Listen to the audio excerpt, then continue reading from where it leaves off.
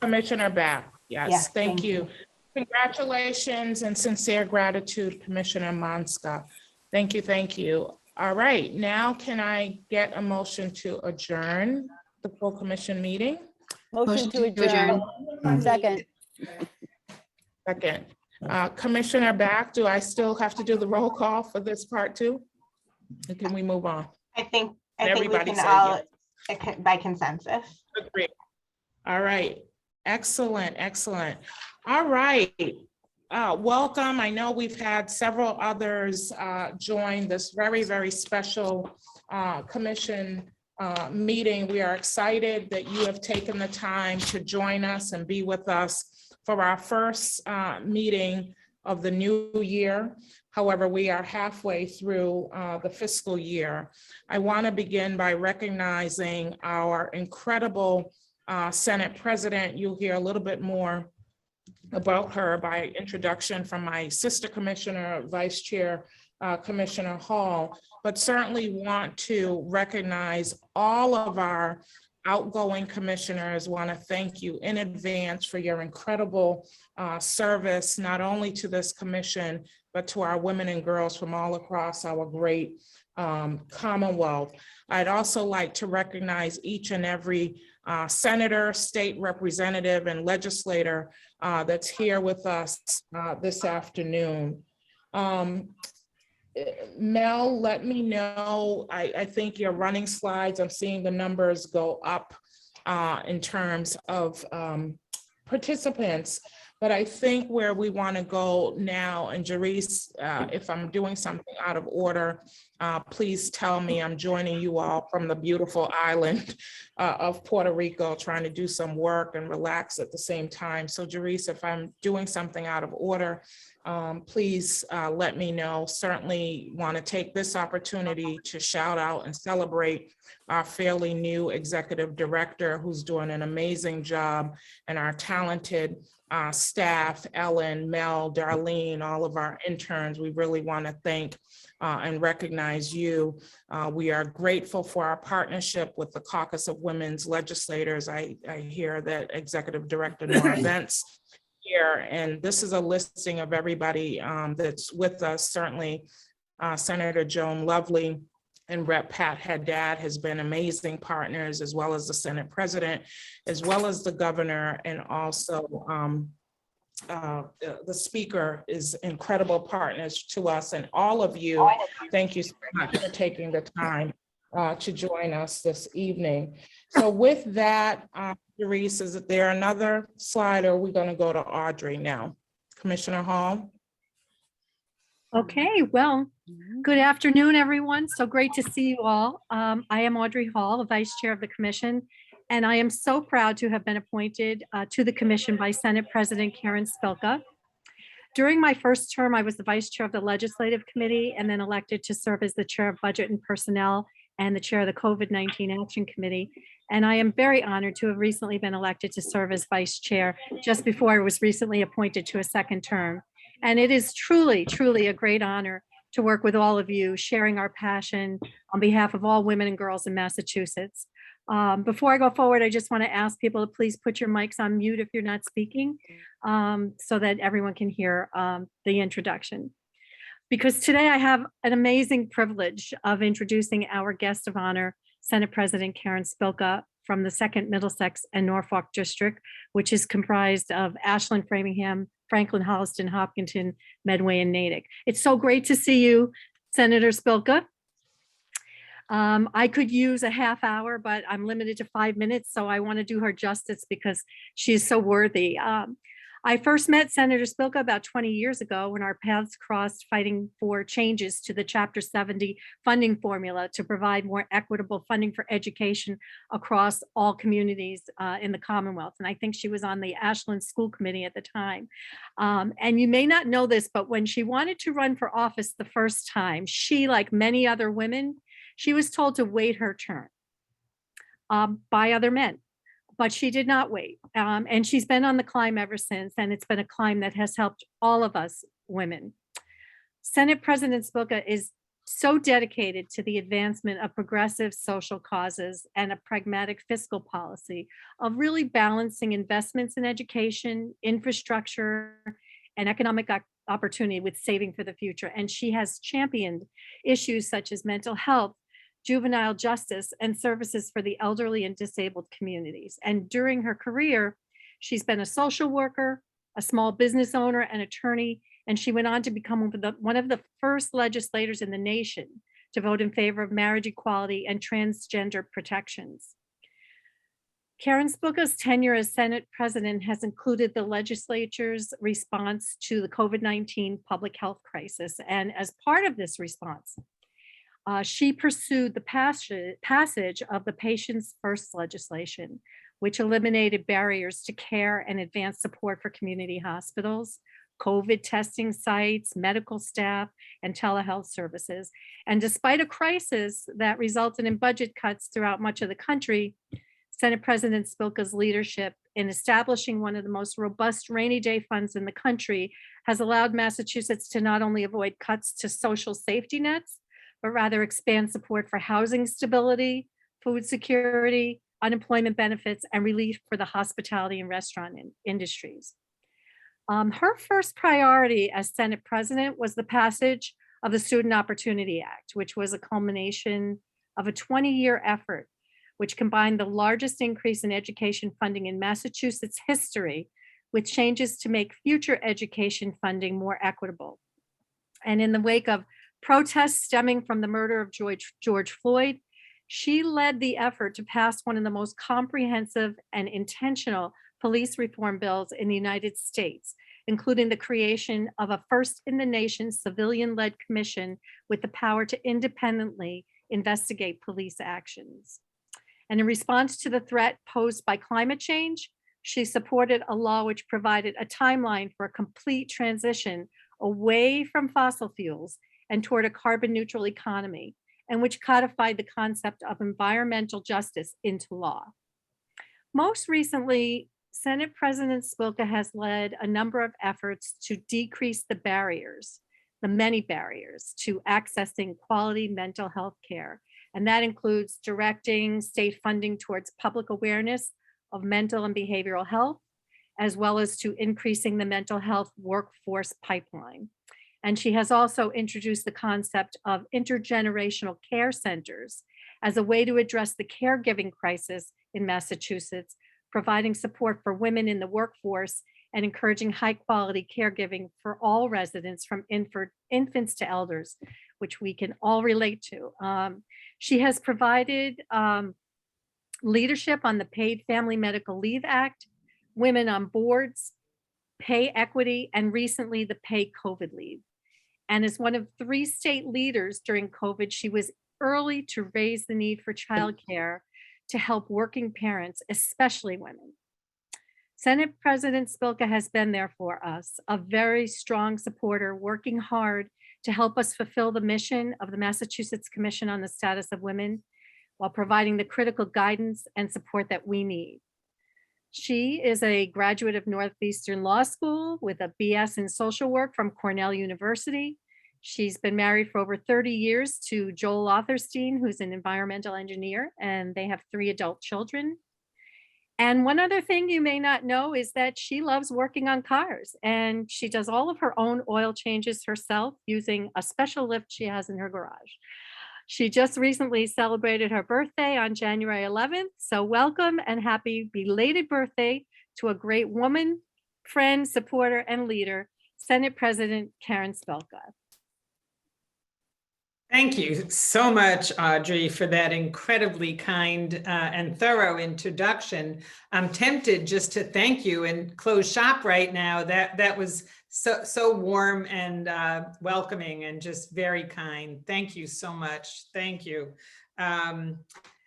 Thanks so much to you, and thanks mostly for your partnership and your work on behalf of the women of the Commonwealth. We know we all need to work together to make change. Sometimes it takes a little while, but I want to thank all of you, Chairwoman Danella Clark, and all of the commissioners with, as I said, a special shout out to my appointees, Audrey Hall as current vice chair, Sara Glenn Smith, current treasurer, and my most recent appointee, Gamel de Carvalho. Thank you for the incredible work all of you are doing during these particularly challenging times. It's not easy, and I know that you have all overcome many obstacles, but you have done some incredible work, especially during COVID. I would argue that work to advance women's full inclusion and empowerment remains today as important as ever before. We like to say that we've made some progress, and we most certainly have, but the work you do is still so important. Because although we have, as of today, it's a very historic moment in which all three of our Democratic contenders for governor are women. Isn't that great? They're all women, certainly increasing the very strong likelihood that the next governor in our corner office could, we would argue, should be a woman. We're still contending with the ongoing she session, which too many women, particularly women of color, are being disproportionately impacted by the effects of the COVID-19 pandemic. Given these unprecedented challenges and opportunities, we must keep working, and I believe we must keep working together. The Mass Commission on the Status of Women and the women who serve our state and our wonderful regional commissioners are doing just that by bringing women from across the Commonwealth into focus. In addition to recognizing women and advocating for legislation that helps to elevate their status. Sorry if you can hear my dog. These are the wonderful benefits of working from home. Fortunately or unfortunately, I would just add there are deer walking through our yard right now. So I could try to keep him quiet, but it would be very difficult. So all that you do help keep women across the Commonwealth into focus. In addition to recognizing women and advocating for critical legislation that helps elevate their status, the Mass Commission on the Status of Women took initiative to host the first virtual hearing after the governor's state of emergency on COVID. It went into overdrive, and I thank you so much for that, to conduct research that provided critical, timely data to the legislature and to the administration so that our resources and policies would really help women and girls in Massachusetts during the pandemic. By reaching far and wide to hear the voices of women and girls, the Mass Commission on the Status of Women helped to identify structural weaknesses in our system, resulting in three significant reports covering, one, the pandemic's impact on women and girls in Massachusetts, two, the needs for accessible childcare that were made so much clearer, the need for this to happen, not only during COVID, but on an ongoing basis, childcare and early education and their effect on women and girls. And three, the impact of the pandemic on women of color in particular. That all of this work was produced by 19 volunteer commissioners with only a paid staff of 2.5 is a real testament to all of your dedication to the women and girls across our Commonwealth. But dedication itself, we know, isn't enough to create a sustainable organization. And as women, we know all too well what it feels like to have our labor and our work undervalued.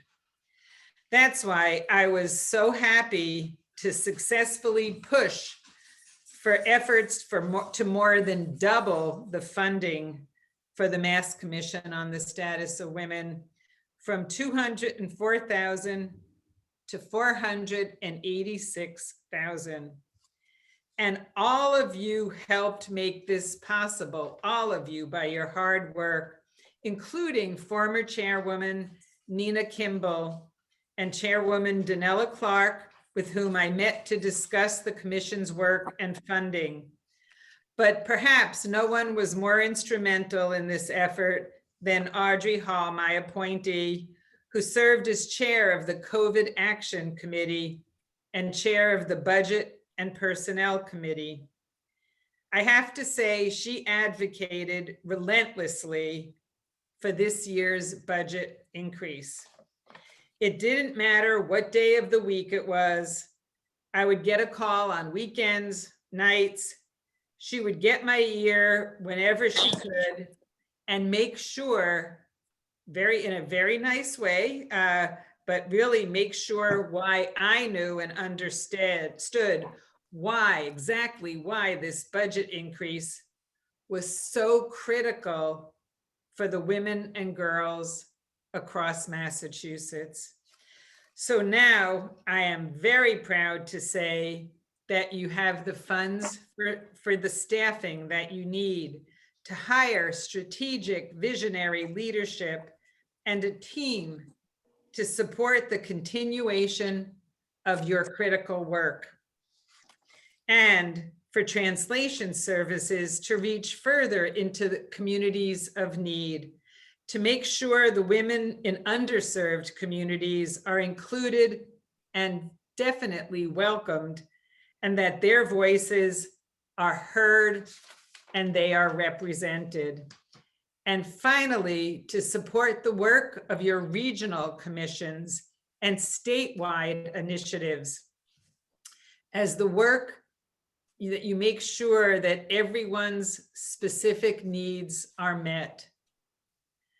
I want to say that as you approach your 25th anniversary, congratulations, it is important that the Mass Commission on the Status of Women be valued, not only in terms of praise for this organization, but in adequate resources to support your work. Praise is not enough. You need the resources to get your work done. Anything less, I believe, is just paying lip service to the need for your representation. And speaking of representation, there are still too few artistic depictions of women at the State House. I think all of you who have been there will acknowledge that. I am working to change that. I have been working to rectify this by highlighting women through my Her Story photo exhibit in my ceremonial office.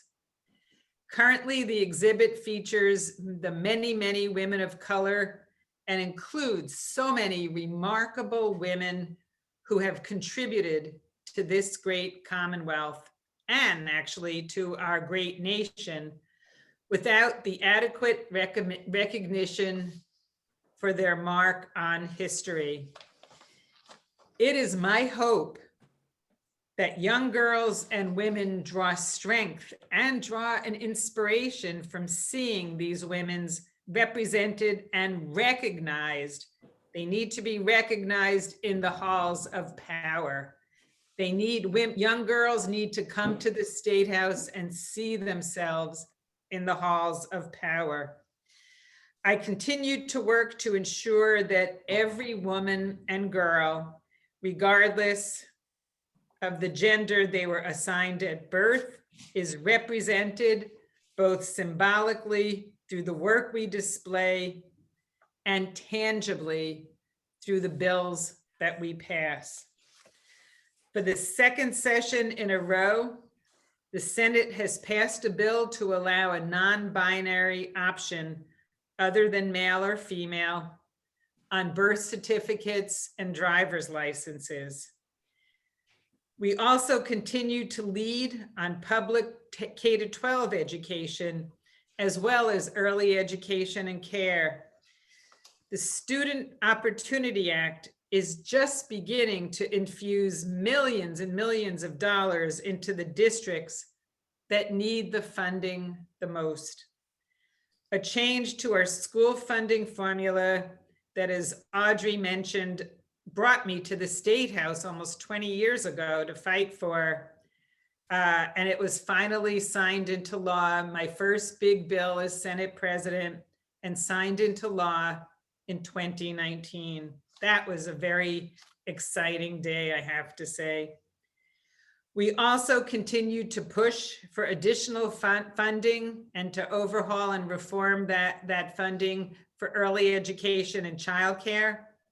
So in the next few months, I'm hoping that we will take up a comprehensive bill to help our early education and childcare providers, the families that rely upon the providers, and the teachers to strengthen this system to make sure that is the best possible for quality and access for our families and workers. These actions are in the Senate are part of the push, my push for intergenerational care, which stems from the realization that the burden of informal care for children and aging family members too often clearly falls on women to the detriment of their professional lives. And women that go into that for a profession should be paid well, should be paid living wages. They are undervalued in the caregiving economy. And again, we need to change that. I will take the time to untangle the threads of misogyny and structural racism that have gotten us to this point. And I promise to keep fighting and keep working with all of you for a better solution for all of us. Because we know that Massachusetts cannot have a full economy, a full economic recovery without supporting the infrastructure that continues to contribute to women's success. We need to fix that. Quality childcare and elder care, a robust and equitable K-12 education, and career training and opportunities that ensure women in every sector of our economy can not only survive, but thrive. Finally, I'd like to speak for a moment to an issue that is near and dear to my heart, which I'm sure will resonate with all of you, and that is the issue of access to quality mental health care. If this pandemic has had any silver lining at all, and I sometimes hesitate to even say that there's a silver lining, but I truly believe this, it is the issue of access to quality mental health care. As we all grapple with isolation, uncertainty, and anxiety about the future, there are still so many cases and instances that I hear where quality mental health care, it's still incredibly difficult, if not almost impossible, to access. So this fall, the Senate passed our Mental Health ABC Act 2.0 to ensure that people get the mental health care they need when they need it, and it will provide a national model for an integrated and comprehensive healthcare system that finally treats mental health the same way we treat physical health. There would finally be parity between mental health and physical health. The bill, we paired it and dovetailed it with a landmark $400 million investment in mental and behavioral health with our recently signed American Rescue Plan package, including $122 million to recruit and retain mental and behavioral health care workers. That has been a problem. We have had beds, we have had facilities, we need more workers. These scholarships will help recruit and retain our mental health and behavioral health workers. While I'm so excited by this movement on mental and behavioral health, we still need to get the Mental Health ABC Act 2.0 over the finish line. So please, if you have anything to say, please help contact your state representatives and urge them how important this bill would be to the health of women and girls in our Commonwealth, and actually to every resident. So I could talk forever to all of you for the work that we have accomplished together and about all the work that still is left to do, but I will save it for another time. I know you have more work as well to do. So from the bottom of my heart, I want to thank you for this award and acknowledgement. It's beautiful. Thank you so very much to all of you. And thank you again for all that you do as well. Thank you so much, Senate President. You know, we are all about giving women their flowers while they are here with us. We are so grateful for your incredible leadership. I want to turn the floor over to another one of your appointees. You've certainly given us some rock star women who are there day in and day out and always step up for leadership. And that is none other than our current treasurer, who's just done an amazing job. Her leadership is absolutely exemplary and incredible, and I am grateful for her partnership. Come on, let us hear from you, Madam Treasurer Sara Glenn Smith. Well, thank you, Chairwoman Clark. I didn't expect to be roasted. I was ready to thank Senate President Spilka. Senate President Spilka, as one of your appointees to the MCSW, I appreciate your support. You inspired me to join the commission. Actually, before I personally met you, I walked into that office. I had just moved to the state and I was at the State House and I walked into the office that you described with art.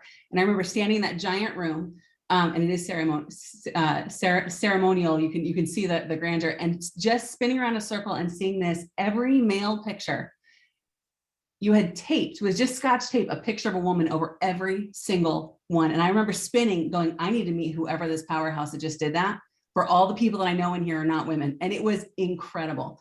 And once I met you, and then I didn't know you fixed cars. So I just continue to be in awe and inspired. So I will thank you for that.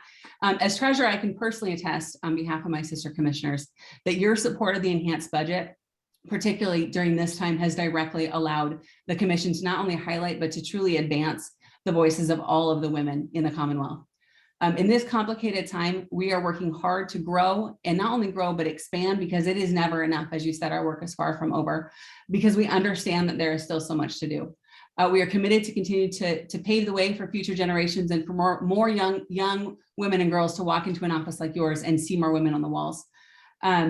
The former commissioners that we're honoring here tonight have certainly walked in those halls of power that you referred to, but in and among the communities that we serve.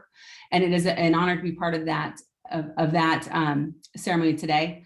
So those that will receive, they will receive the following Monumental Changemaker Award package to their homes, which is a citation from their senator and or legislator, a certificate from MCSW, and a vase that looks just like that.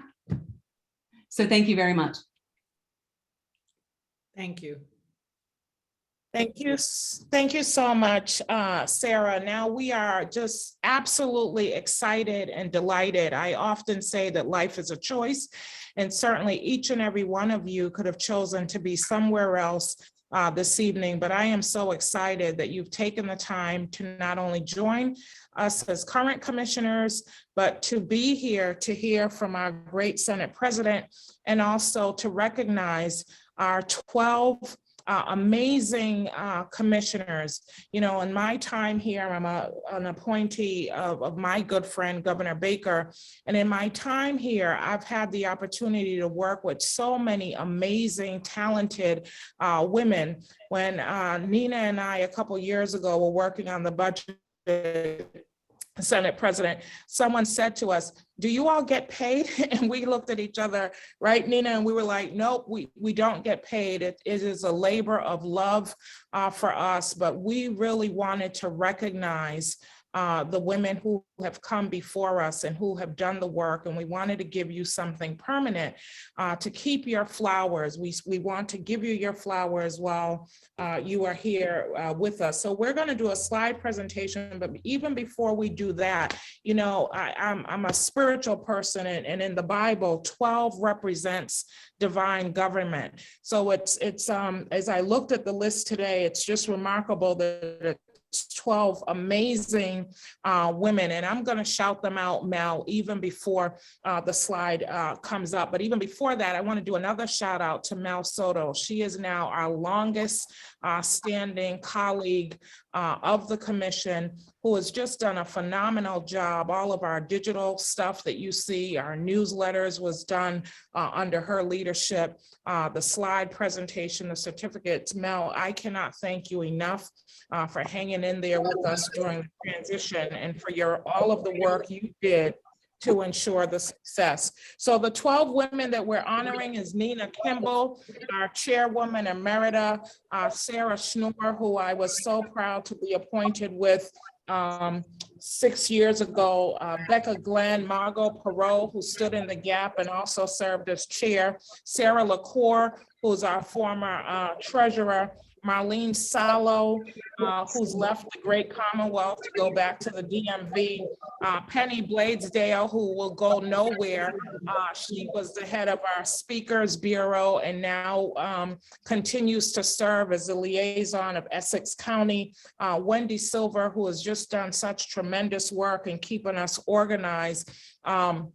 A woman that I just love with all my heart, who was also a Baker appointee, Ruth Branson, who really led the effort, Senate President, over the past 2 years to really get our girls' work off the ground. Some of you may know that Ruth also served as CEO of the Girl Scouts, so we can't thank you enough, Ruth Branson. Tahira Amatul Wadad, who was a long-serving commissioner from the western part of the state and had just done incredible work for so many years. Lauren Scribby, also, who was really there with us in the trenches around pay equity, and Maria Pupolo, also from the western part of the state, who did incredible service. So now, Mel, I know that you are going to run a slideshow featuring these 12 amazing women who has served our great Commonwealth. Mel?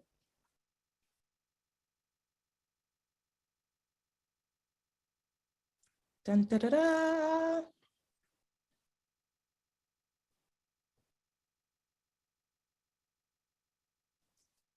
Nina Kimball, and Nina has gone nowhere. She has continued to serve as a mentor to me. Sara Schnorr, you could read here what roles each person has had. Thank you so much, Sara.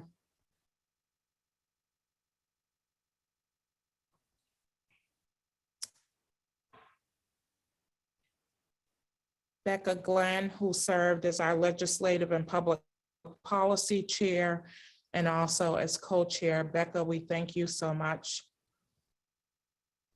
I almost feel like we need some music. Margot Parrot also served as chairwoman, served as secretary, served as legislative and public policy co-chair, and as ex officio as immediate past chair. Margot, thank you so much for being here this evening. Sara Cour. Sara served as our treasurer and budget and personnel chair. Sara, thank you so much.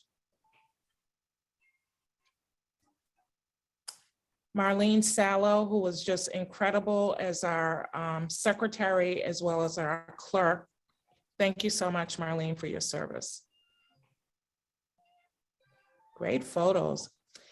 And the phenomenal Penny Blaisdell, who served as secretary, program and planning secretary, Essex liaison, but also a big role that Penny had was Penny was the one who started our Speakers Bureau. She's also the one who has really led the effort to sharpen our Emerita program, and she's now a proud Emerita. Penny, thank you so much for your incredible service. Wendy Silver. Wendy has served as our Budget and Personnel Chair, our Budget and Personnel Vice Chair, and she's also really helped us to get our organizational documents in order. Wendy is a human resources guru. Wendy, thank you so much for your service. Ruth Branson, you just heard me say Ruth chaired our girls initiative. She co-chaired it. She was program and planning chair, program and planning vice chair. And this is actually Ruth's second tour of duty. She was appointed, I can't remember, I think Ruth, it was Governor Romney who first appointed you, and then the second tour of duty was Governor Baker. So thank you very, very much for your longstanding service, not only to the commission, but your particular interests for girls. Thank you, thank you. Tahira served for 5 years. She held various roles, but she served as our program and planning co-chair. Tahira, thank you so much for your service. I'm hoping that you're going to run for office again. We certainly need you not only here in the Commonwealth, but certainly representing us in Washington, D.C. Thank you so much for being here this evening and for your service. Lauren Scribby. Lauren, thank you for being here. Lauren served as treasurer, program and planning committee chair, co-chair, and also served as our Quincy and Brockton liaison to our regional commission. Thank you so much, Lauren. And finally, last but not least, Maria Popolo, who hails from the western part of the state and served as the budget and personnel co-chair. Thank you all so much for your incredible service and dedication. I now want to turn it to Commissioner Tuitt and Commissioner Fox, and immediately following them to highlight a monumental change maker will be Commissioner Spruill. Good evening, everyone. Good afternoon. Thank you all for being here. Awesome 12 sisters. What we're going to do in this next section, we're going to ask three of our honored sisters to say a little bit about their position. The first one I'm going to call on was our first ever appointed to the MCSW Muslim sister. She came from Western Mass, and when she came on board very quiet, and then the true Tahira came out, and we were able to see the legal eagle that she is. So I'd like to ask my sister Tahira, if you can say a little bit of what you felt about your role on the MCSW. Good evening, and my love to you, my sister commissioner, Madam Tuitt, Madam Senate President, Madam Chair, and all of my sister commissioners. She's right. As I joined the commission, it was a bit different for me, and I needed to find my place and my space. As an identifiable Muslim woman, a Black woman, a lawyer, a mother, and a person who has often straddled the lines of poverty, I recognized that I had to carry those identities for people like me and the work that I did for the commission. Systems are hard to dismantle, but I hope that my years of service helped to at least shine a light in some small way to make life better for the women of the Commonwealth.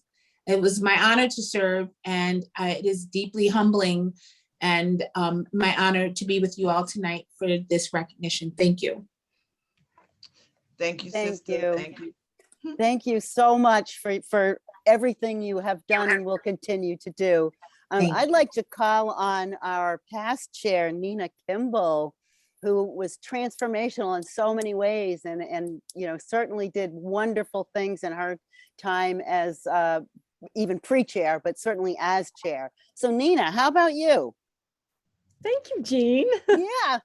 And listen, thank you, everybody, for doing this. I mean, Danella and Audrey and Jerice and Mel and everybody for putting together this recognition.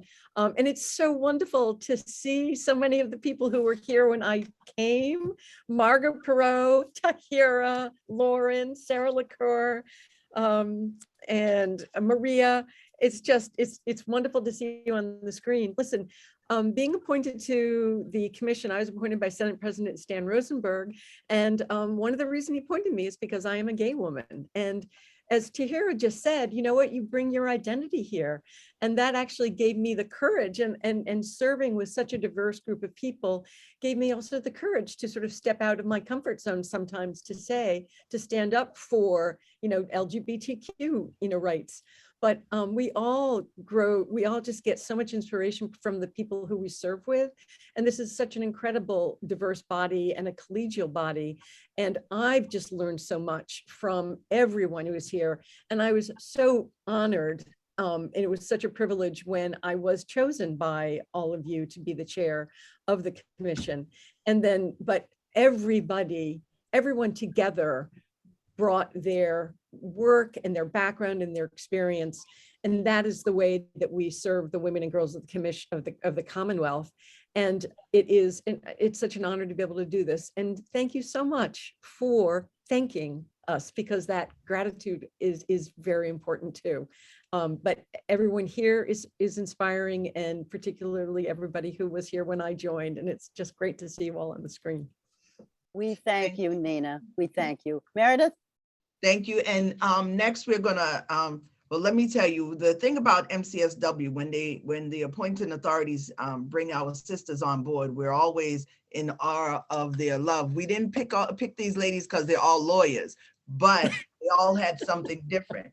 So the next sister that's coming up, if you guys didn't know, she is a female farmer here in the Commonwealth of Massachusetts. She has a farm.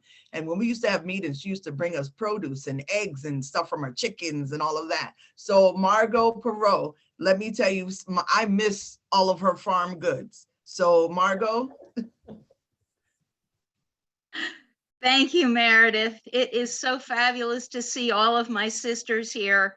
When I came on the commission in 2012, we had a budget of $70,000, and they were trying to reduce us further. I remember going and talking to Senator Brewer, who was, I think, head of Ways and Means at the time, and just begging him not to cut our budget down to $50,000.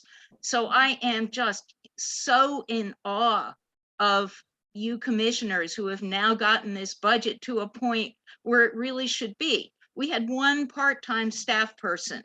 We wanted to do a whole lot of research. We didn't have the ability to do it. And I see that you have put out these fabulous reports. We all know that we know that women have really carried the burden of this pandemic. And the fact that you have not only recognized it, but explained this to the legislature so that they could act on it. As I say, I'm in awe of you guys. And by the way, I still have my chickens, my ducks, my geese, 3 guinea hens, and I might reduce the size of my garden a little bit this year because I just don't think I can handle 36 tomato plants anymore. But anybody that wants to come visit, please just let me know, come out, and I will have something for you, eggs or something. So thanks a lot, guys. Thank you so much, Margot. We do want to just jump in because we cannot do our work without our legislators. And I know as I kind of just go through the Zoom room, I see Senator Cream, Senator Lovely, I saw Rep. Fluker here, so many amazing elected officials who's just been absolutely incredible, great partners to our work. I see some of our other partners in the work, Executive Director Deborah Robin.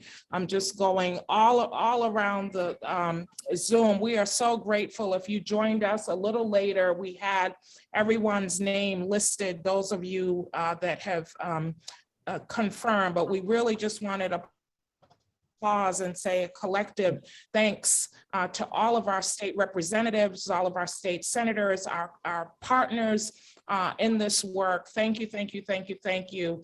Sorry, Commissioner Tuitt, Jerice really wanted me to just say thank you. I can't wait for the day, quite frankly, that we could get back into our great State House. Many of you know we do a great event, Unsung Heroes, really a great time where we could see all of our elected officials, but just really wanted to jump in here and say thank each and every one of you in your respective places and roles. Thank you for joining us this evening. Commissioner Tuitt, the floor is back. Thank you. I put the list together. I beat you. Representative Nguyen, Representative Mel Soto, Rep. Fluker Oakley, Rep. Giannino, Senator DiZiglio, Senator Moran, Senator Goby. So you mentioned Cream and Lovely already. There was a long list. I want to thank Templeton, who's here now from Ambassador Cronin's office. I'm so excited about Ambassador Cronin. We're able to say that. And I wanted to invite one last sister commissioner to say something. When she came first on board, and we all were like so amazed because the commission had went through so much different changes, Muslim sisters, farmers, and our LGBTQ. But when Commissioner Sara Schnorr came on board, that was a new avenue for us to open the doors. And I don't know if my sister commissioner, if she's still on here, I didn't get a chance to scroll through, but Sara, would you be able to say a few words about your time on the commission before we move along? Sure, I will. I was appointed by Governor Baker the same year Dinella was first appointed, with Charlie Baker knowing full well that I was a trans woman. This was during the days here in the Commonwealth when there were battles for trans rights were quite prominent in the legislature and politically. So I was floored, to be honest, when the governor, knowing that the controversy that would get wrapped up in when he appointed me to the commission. As I said in my quick little chat post, I want to thank everyone in the commission for just having accepted me for being me, and for recognizing that I really could bring value and energy before my stroke to my work on the commission. It has been a true honor. I've loved every minute. I wish I could have stayed on, but my health and my current family situation really don't let me do that. So I want to thank everyone. I want to thank the commission for being much more open, as Nina indicated earlier, about LGBT issues. I can't tell you, it's meant a huge thing for trans women in the Commonwealth to know that one of them sat on this commission and was looking out for the issues that we trans women face, most of which, quite frankly, are the same issues that most cis women face. So thank you again for all the great times I've had. I'm thrilled to be here, and I'm going to have to leave pretty soon because my 7-year-old grandson is getting very hungry and his mother's not home from work yet. Thank you so much. We don't plan to keep you all much longer. Again, congratulations to all of our monumental change makers. Commissioner Spruill. Good evening, everyone.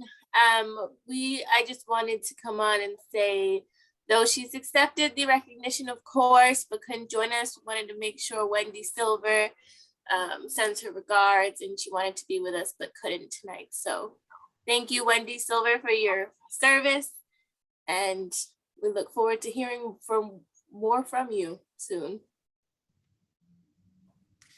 Well, thank you again. Congratulations to all of our commissioners. Since we have just a few more minutes, I would love to call on Commissioner Branson to just say a few words about her time on the commission as somebody that was appointed twice. Ruth? Thank you so much, Danella, and to all my fellow commissioners. It has been one of the true joys and most rewarding experiences for me to serve on the commission, and I have had the pleasure of serving under two remarkable chairs. The issue of girls, as all of you know, are so dear to my heart, and my work with the Girl Scouts here in Massachusetts has enriched my life in so many ways. Being companions with all of you through these meetings and through all we struggle to be heard has been so moving to me. And to know that all of you picked up your energy and put it behind me as I try to get girls seen by our legislators and our representatives in the Commonwealth. And I owe so much to Governor Baker and all of his intuition in terms of knowing that girls needed to be recognized in the Commonwealth. So I really want to say thank you so much and wish you all the best and hope you continue to drive this mission for many, many years to come. Thank you, Danella. Thank you so much. So everybody on this Zoom, get ready. We are going to start planning soon.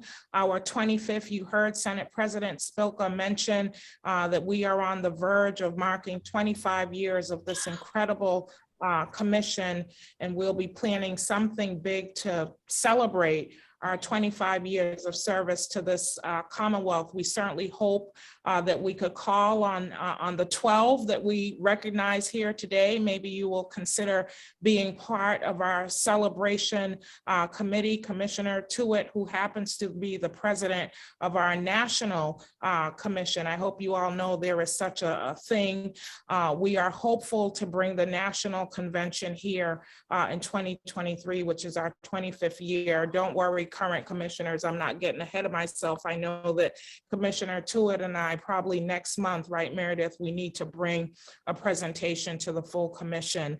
But really just want to thank each and every one of you again for joining us. Congratulations to our Monumental Changemakers. And again, just a huge salute to our incredible staff, Mel, Ellen, Darlene, all of our interns, everyone that made tonight possible, and especially our new executive director, Jerice Hildegato. If you haven't met her yet, I'm sure she's coming to a town near you. This was just an incredible evening. Thank you, thank you, thank you. And with that, I bid you all a wonderful evening and a great weekend. Thank you again. Good night.